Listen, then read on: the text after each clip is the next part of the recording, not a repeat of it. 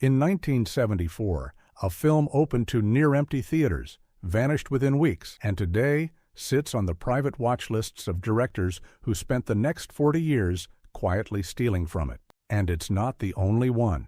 The 70s didn't just give us the classics everyone remembers. Beneath the surface of Godfathers and Jaws, there's a whole layer of cinema that slipped through the cracks. Films that were too strange for their moment, too dark for wide release, or just cursed by terrible timing. Some of these movies lost money, others never found their audience until decades later. But all of them share one thing. They understood something about storytelling, atmosphere, or pure filmmaking craft that Hollywood is still catching up to. One of these 10 changed the rules for an entire genre without anyone noticing. Another predicted the future so accurately it feels like science fiction made by time travelers. And one was so far ahead of the curve that modern filmmakers are still mining it for ideas frame by frame. So what makes a hidden gem truly hidden? First, it can't be a cult classic everyone already knows. No Rocky Horror, no Eraserhead. Second, it has to deliver something you won't find in the decade's biggest hits. A visual idea, a tonal experiment, a performance that refuses to fit the mold.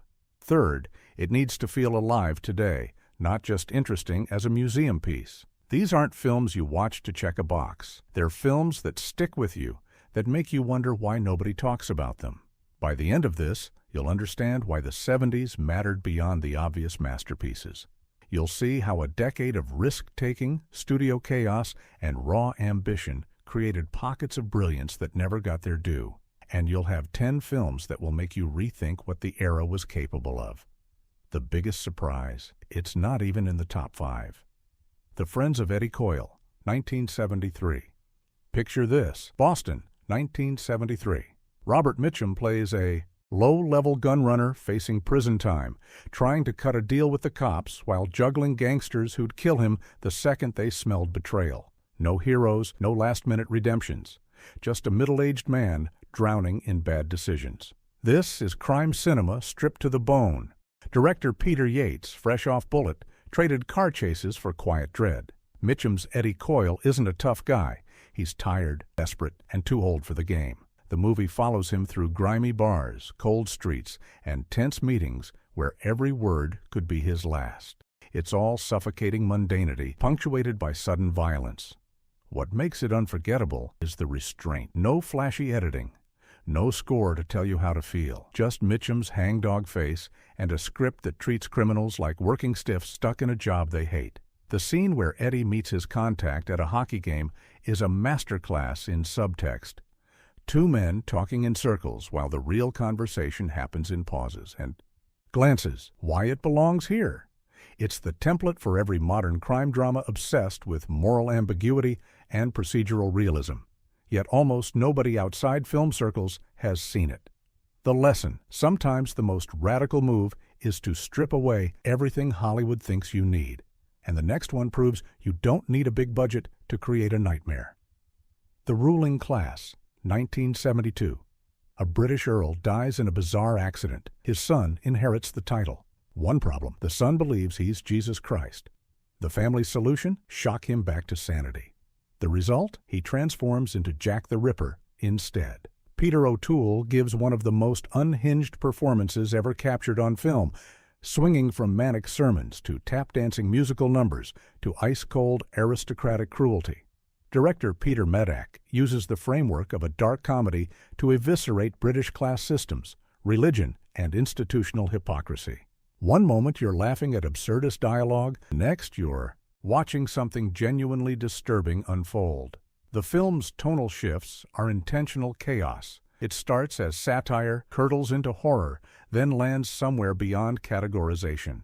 O'Toole plays every scene like he's teetering on the edge of something dangerous, and the supporting cast matches his energy, especially Alistair Sim in his final role, playing a bishop with perfect deadpan confusion. What makes it a hidden gem is how completely it commits to its madness. There's a sequence where O'Toole, dressed in white robes, debates his identity with a patient who thinks he's God, and it's both hilarious and philosophically unnerving. Later, when the character recovers into a conservative monster, the film reveals its true target, the systems that prefer functional evil to harmless delusion. Why it belongs here. It's too wild for mainstream recognition, but too smart to dismiss as camp. The lesson: give great actors dangerous material and let them run with it. Because the next entry did exactly that, and the director nearly got banned from Hollywood. The Conversation, 1974.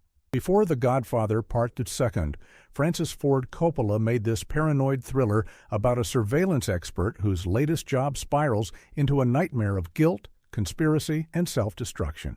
Gene Hackman plays Harry Coyle, a man so obsessed with privacy that he locks himself inside his profession and his own head. The setup is deceptively simple. Harry records a couple's conversation in a crowded plaza. As he enhances the audio, he realizes he might be helping someone commit murder.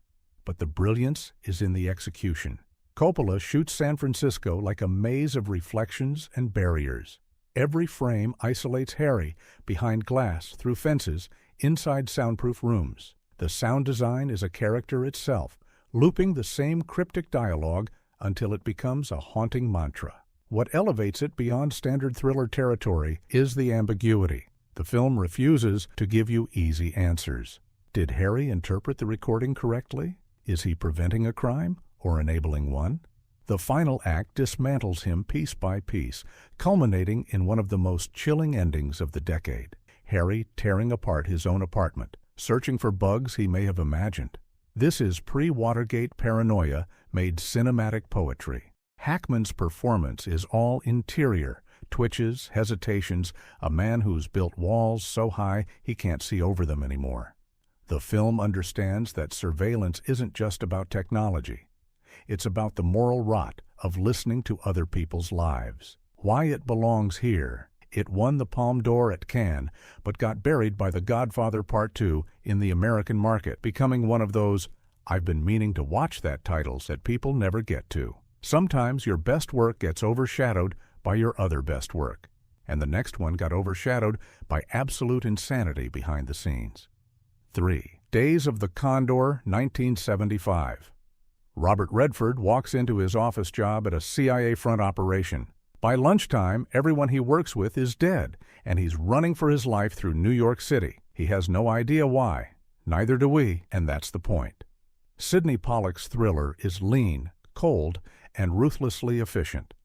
Redford plays Joe Turner, a low-level analyst who reads books for the CIA, suddenly thrust into a conspiracy he can't understand. He kidnaps a photographer, played by Faye Dunaway, and forces her to hide him. What follows is a two-hander wrapped in espionage dread, two people locked in an apartment, circling each other between paranoia and unexpected intimacy. The genius move is casting Max von Sydow as the hitman.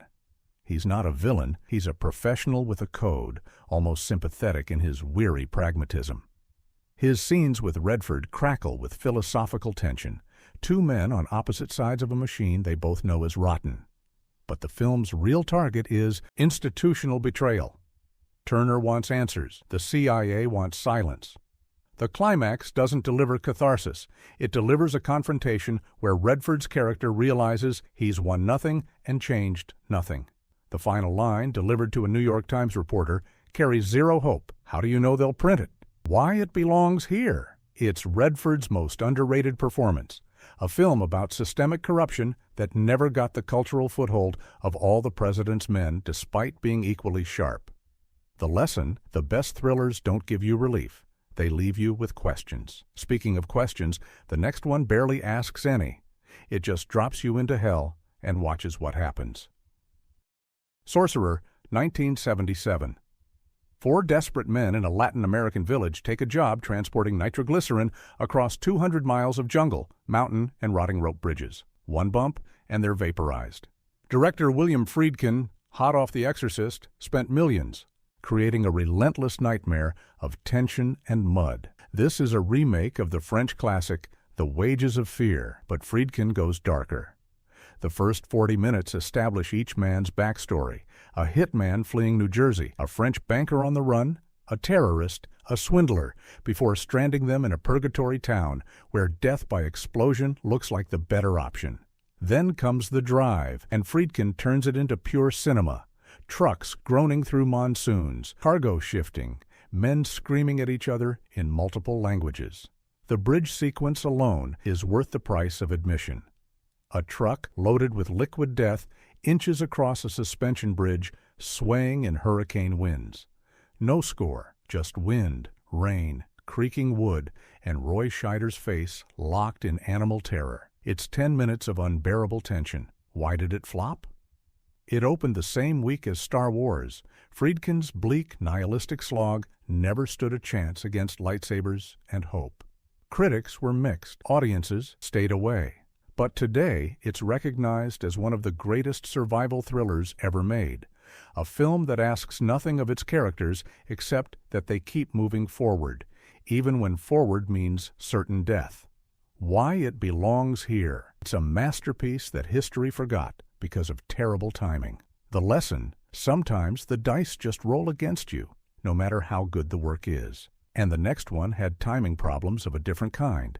The Man Who Fell to Earth, 1976.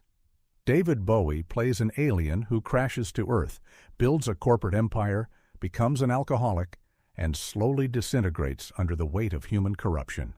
Director Nicholas Roeg films it like a fever dream, fragmented, elliptical, drenched in unease. This is science fiction as art house meditation. Bowie's Thomas Jerome Newton arrives with a mission: secure water for his dying planet. But Earth doesn't destroy him with violence, it destroys him with banality. Television, alcohol, sex, capitalism.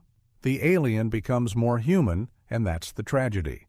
By the end, he's trapped, drained of purpose, making records nobody listens to, and staring at screens that show him nothing. Roeg refuses conventional structure. Scenes bleed into each other without explanation. Time jumps without warning. The film assumes you'll keep up, and if you don't, it doesn't care. Candy Clark plays the woman who falls for Newton, and their relationship is both tender and alien.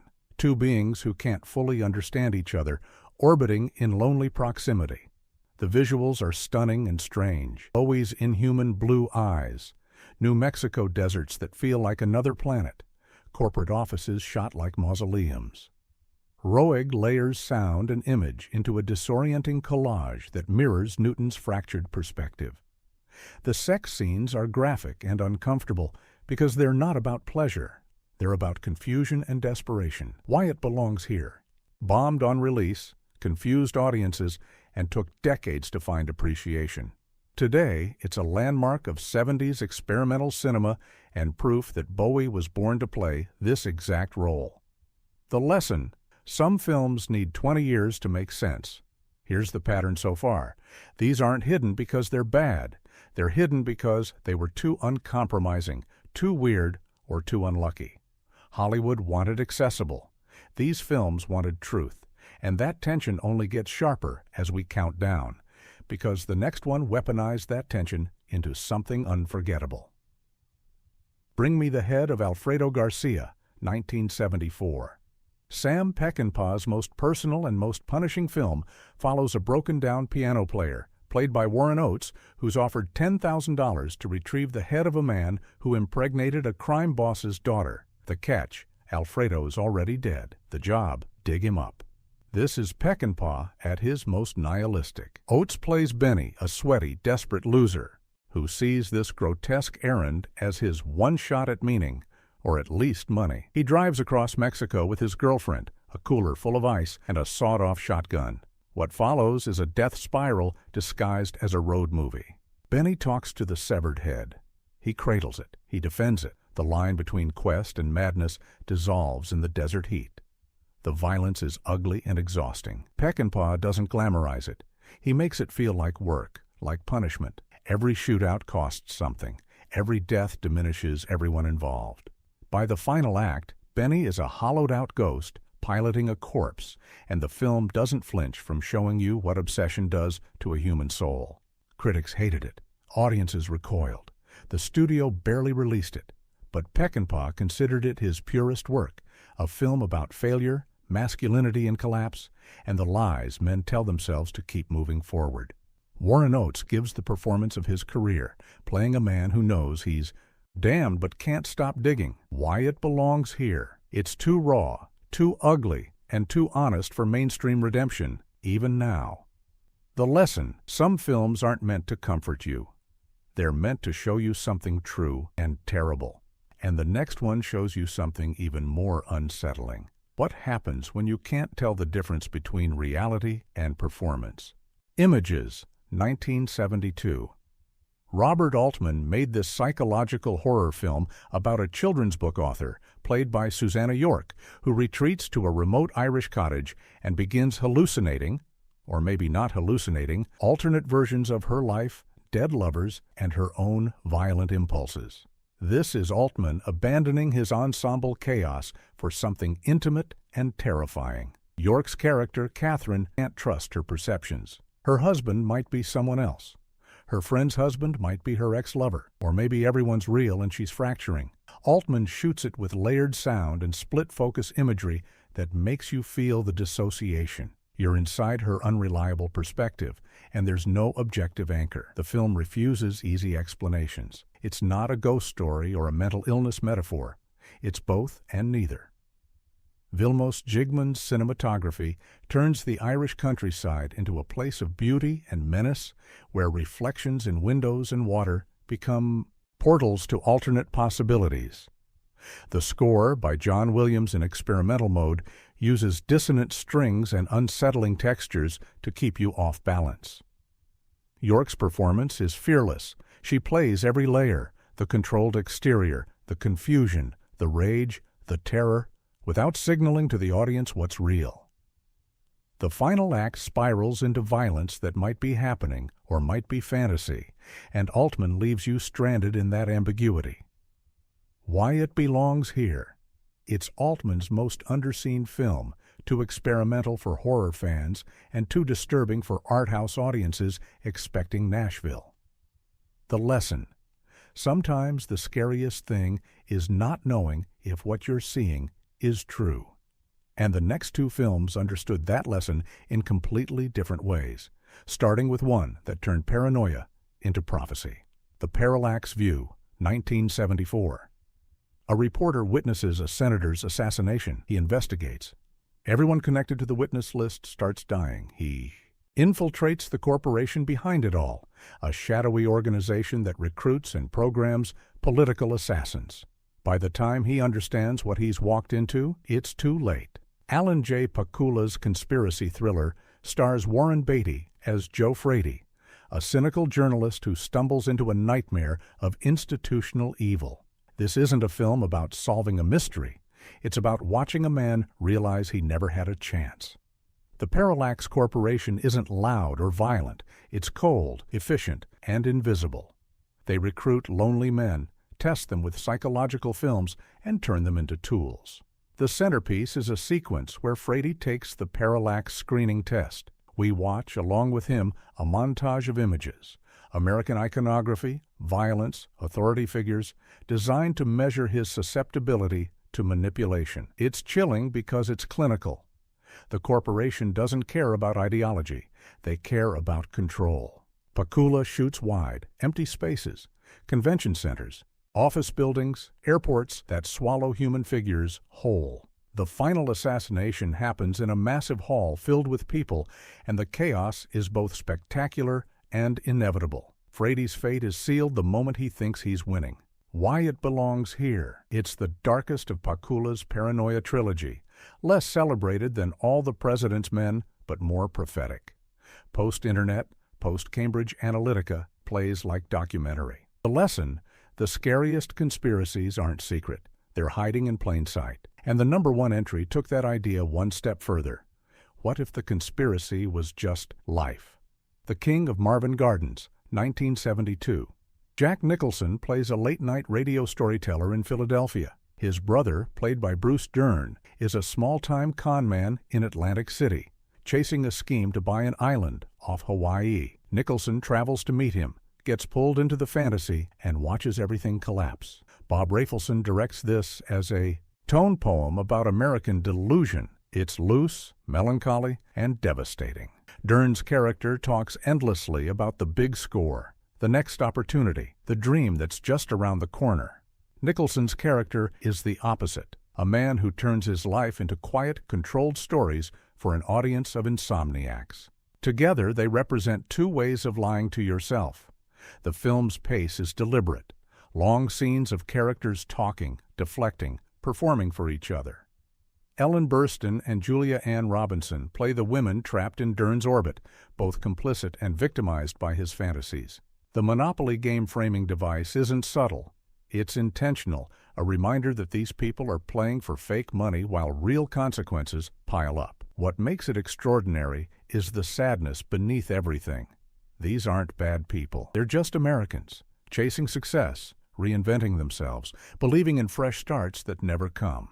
The final act doesn't deliver violence or catharsis. It delivers something quieter and more painful, recognition that the dream was always a con, and everyone involved knew it. Why it belongs here. It's Rafelson and Nicholson's most overlooked collaboration, overshadowed by Five Easy Pieces, but arguably richer. It captures 70s disillusionment without preaching, showing instead of telling. The lesson: the best films about America don't explain it. They just watch it destroy itself in real time. So what's the real pattern? Every one of these films refused to give audiences what they expected. They were too slow, too strange, too dark, or too honest. The 70s allowed that kind of gamble for a brief window, and these 10 films are proof of what was possible when studios loosened their grip and filmmakers chased something real. Would any of these get made today? Maybe as limited series, maybe as indie darlings, but probably not with this level of craft and risk. These films don't care if you like them, they care if you remember them, and decades later, they're still here, waiting for you to catch up. If you want more deep cuts from the decade that broke all the rules, comment which genre to explore next. 70s horror nobody talks about, 70s sci-fi before Star Wars changed everything, or 70s crime films that make modern thrillers look soft. Because the 70s weren't just about the hits, they were about the films that mattered more.